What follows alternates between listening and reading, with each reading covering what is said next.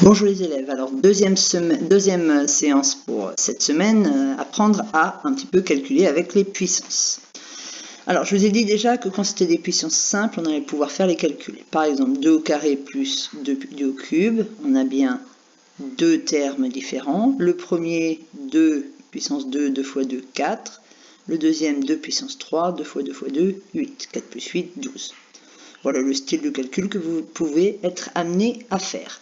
Ou bien un autre comme ça, là on a un seul terme, un produit, entre 2 puissance 2, 2 fois 2, 4, et puis la parenthèse puissance 3. Alors on commence par la parenthèse qui est constituée de deux termes, 1 et puis plus 3 au carré, c'est-à-dire 3 fois 3, 9, 1 plus 9, 10.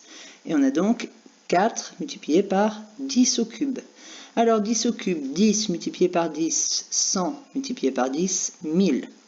Donc on a 4 fois 1000, 4000. Donc ça c'est le style de petit calcul que vous pouvez trouver. Et puis on va voir aussi comment manipuler, certaines opérations, pas les additions, mais les multiplications entre les puissances. Par exemple 3 puissance 4 multiplié par 3 puissance 7. On a vu que quand on multipliait, on avançait. Donc là on a fait 4 sauts. 1 multiplié par 3, multiplié par 3, multiplié par 3, multiplié par 3, 4 sauts, multiplié par 3 puissance 7. On continue de sauter 7 sauts en avant.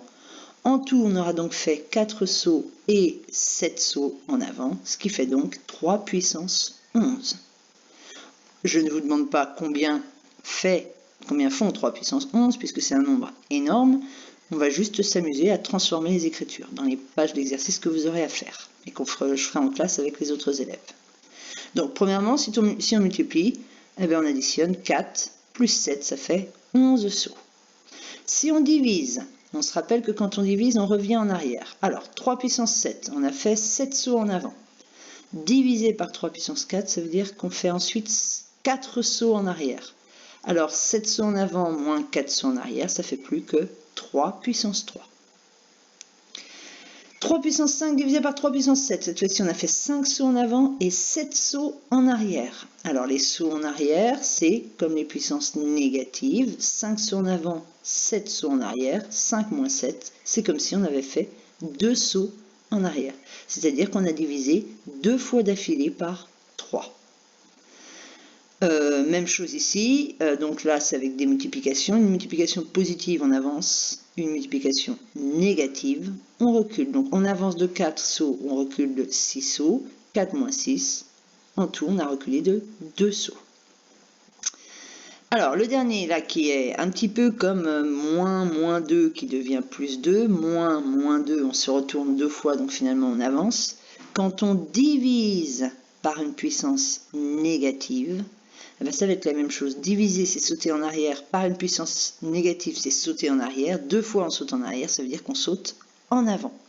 Donc là, c'est très artificiel, mais diviser par un nombre négatif, c'est comme avancer. Donc là, quand on a 3 puissance 5 divisé par 3 puissance moins 7, c'est comme si on avançait de 5 sauts et qu'on avançait de 7 sauts. Donc en tout, on aurait fait 12 sauts. Alors je rappelle, 2 puissance moins 3, ça ne veut pas dire que c'est un nombre négatif, ça veut dire qu'on a divisé 3 fois d'affilée par 2. Si j'ai 5 multiplié par 2 puissance moins 3, ça veut dire que le 5, je l'ai divisé 3 fois d'affilée par 2.